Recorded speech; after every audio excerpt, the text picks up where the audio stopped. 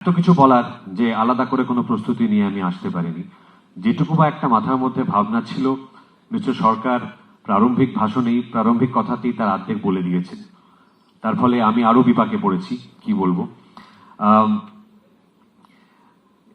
9ই August ওই ঘটনাটি ঘটার পর থেকে গত এক মাসেরও বেশি সময় ধরে যে আন্দোলন, যে প্রতিবাদ আমরা রাস্তায় কলকাতা তথা রাজ্য তথা বিভিন্ন প্রান্তে আমরা দেখেছি, আমি আপাতত আমাদের রাজ্য বা শহরের কথাই বলবো।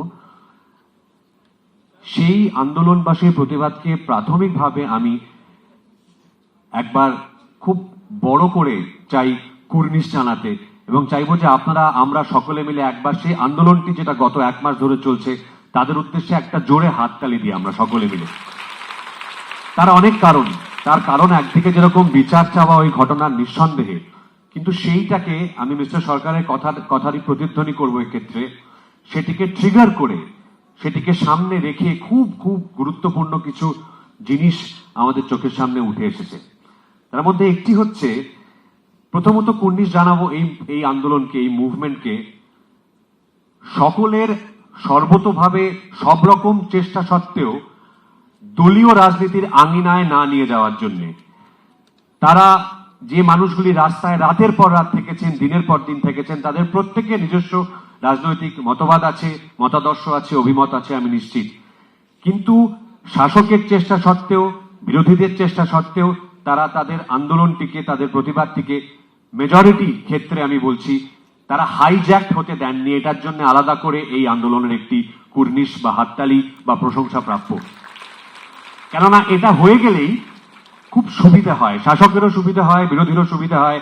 একটা রঙে রাঙিয়ে ফেললে তখন ব্যাপারটাকে নিজেদের গ্রাউন্ডে, নিজেদের কোর্টে এনে ফেলা যায়, তখন তো খেলা সোজা, তখন তো ও এরম বলতে থাকা যায়। এবং এই যে সুশীল সমাজ শব্দটা প্রায় একটা গালাগালিতে পরিণত হয়েছিল, এই আন্দোলন দেখিয়ে দিয়েছে যে না, সুশীল সমাজ শব্দটা গালাগাল নয়, এই সুশীল সমাজ শব্দটা গুরুত্বপূর্ণ।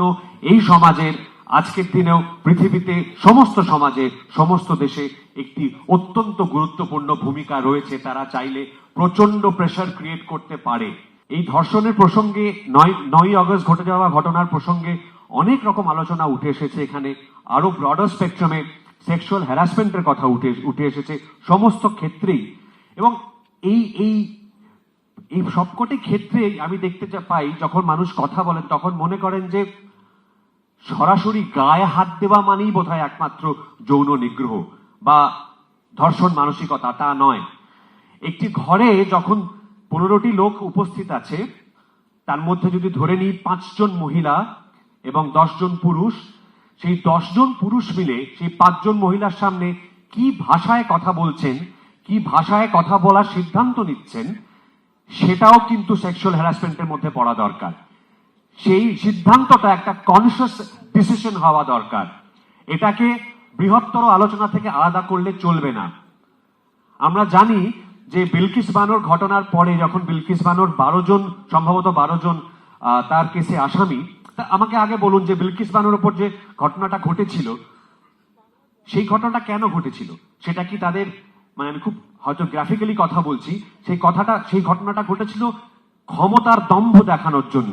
যে কারণে আমরা দেখি, যদি ইতিহাসের পাতা উল্টাই, আমরা দেখব সমস্ত যুদ্ধে, সমস্ত দাঙ্গায় বারবার লেখা থাকে thousands of men were killed and hundreds of women were raped। কেন?